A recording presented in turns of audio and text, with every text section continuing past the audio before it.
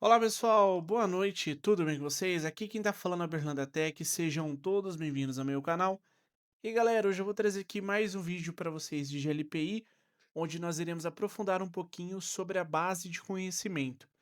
Eu já gravei um vídeo lá atrás no canal uma vez, ensinando a configurar, porém não explorei a parte do usuário ter acesso à base de conhecimento, tá? Isso acabou gerando umas dúvidas aí na comunidade.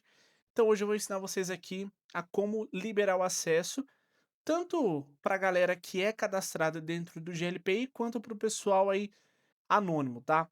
Bom, eu vou refazer esse processo de base de conhecimento, tá? Então, para a gente poder cadastrar uma base de conhecimento dentro do GLPI, nós iremos abrir aqui a aba de ferramentas, iremos em base de conhecimento, tá? Dentro da base de conhecimento, nós temos aí três abas aqui no nosso menu. Eu tenho a aba de pesquisar, onde eu posso pesquisar pelas minhas bases de conhecimento através de uma tag, né? Vamos supor que eu quero procurar tudo que tem a ver com limpar. Se eu clicar em pesquisar, ele vai me trazer aí todos os registros que têm relação com a palavra limpar. Se eu colocar, por exemplo, limpar arquivos e pesquisar, ele vai fazer aí a mesma funcionalidade, tá? Como eu só tenho aqui por enquanto uma única base de conhecimento, eu não vou ter aí vários resultados. E aí, ainda aqui dentro da aba pesquisar, ele vai trazer as últimas entradas recentes, as últimas entradas atualizadas e as questões mais populares aí, que é o que o pessoal mais acessa. Na aba navegar, a gente vai navegar pela raiz da nossa estrutura de base de conhecimento. Então eu tenho aqui a minha categoria raiz, né, onde todas as minhas bases de conhecimentos irão estar armazenadas. E aí eu tenho aqui as minhas categorias e subcategorias, tá? Eu tenho aqui já uma categoria sistemas operacionais e eu tenho uma categoria Windows.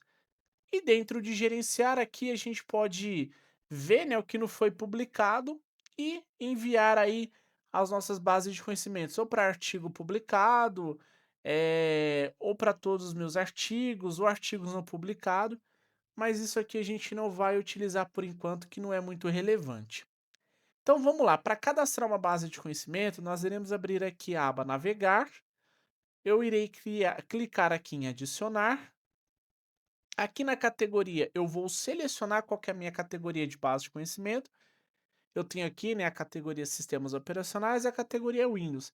Se eu quiser criar uma categoria nova, eu posso clicar aqui no botãozinho mais, posso criar aqui uma categoria principal, né? Vamos colocar aqui uma categoria Software.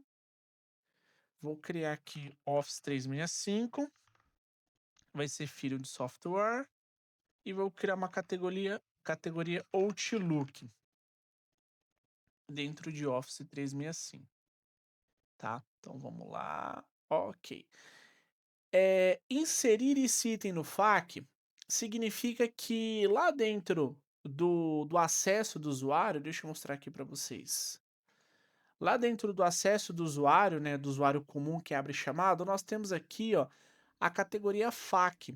Essa categoria FAQ é o que o usuário vai ter de acesso às bases de conhecimento para poder pesquisar, tá? Então, por exemplo, se ele vir aqui navegar, ó, ele já vai ter acesso aí à base de conhecimento limpar arquivos temporários, que foi o que eu criei agora há pouco, tá? Então, se eu quiser que o usuário tenha acesso a essa base de conhecimento, é só a gente clicar aqui no sim. Aqui visível, eu vou colocar quando que essa base de conhecimento vai estar disponível para visualização. Eu posso configurar uma data, eu posso colocar até de hoje, né? E eu posso definir até quando ela vai estar disponível, tá? Se eu não quiser colocar nenhuma data limite, só deixar em branco. Eu vou criar aqui um tutorial de como colocar resposta automática no Outlook, tá? Deixa eu só ver se o meu título aqui tava. Tá tudo maiúsculo. Colocar resposta automática no Outlook. Perfeito. Eu vou gerar aqui, tá? Um tutorialzinho rapidinho de como criar, né, uma resposta automática no Outlook e já volto, pessoal. Bom, pessoal, criei aqui então um tutorial super simples, tá? Explicando como fazer a abertura Desculpa, como fazer a abertura não, como criar uma resposta automática no Outlook 365, tá? Aqui dentro a gente tem a opção, por exemplo, de inserir imagem, tá? Eu posso inserir aqui uma imagem, eu posso colocar um link de uma URL e quando a pessoa clicar no link, ele pode abrir na janela atual ou pode abrir uma nova janela. Posso colocar, por exemplo, um código HTML5, se eu quiser criar um formulário em HTML5. E aqui a gente pode adicionar, por exemplo, deixar a letra, o título em negrito, em itálico, a gente pode mudar aqui a cor, posso colocar indentação, né, lista numerada, posso adicionar tabela, posso colocar um emoticon, enfim, a gente pode personalizar aí da melhor maneira, que a gente achar, tá. Aqui a gente pode anexar arquivo, por exemplo, e aí, galera, tem uma questãozinha aqui muito bacana, tá? Aqui dentro do alvo, eu posso selecionar aonde a minha base de conhecimento vai estar disponível. Eu tenho aqui disponibilidade para entidade, para grupo, para perfil, para usuário, tá? Posso selecionar, por exemplo, um perfil específico que ela vai aparecer. Posso selecionar um grupo, por exemplo, né? No caso, eu não tenho nenhum grupo cadastrado. Posso selecionar aqui um usuário. Posso colocar entidade. Lembra que no vídeo anterior a gente aprendeu ali a segmentar chamado por entidade? Aqui eu tenho a mesma opção. Eu posso colocar, por exemplo, essa base de conhecimento disponível apenas na filial 1, se eu quiser, ou na filial 3, ou deixar aqui na matriz e liberar ela em todas as minhas entidades filhas, ou deixar apenas na minha matriz, e aí fica ao meu critério, tá?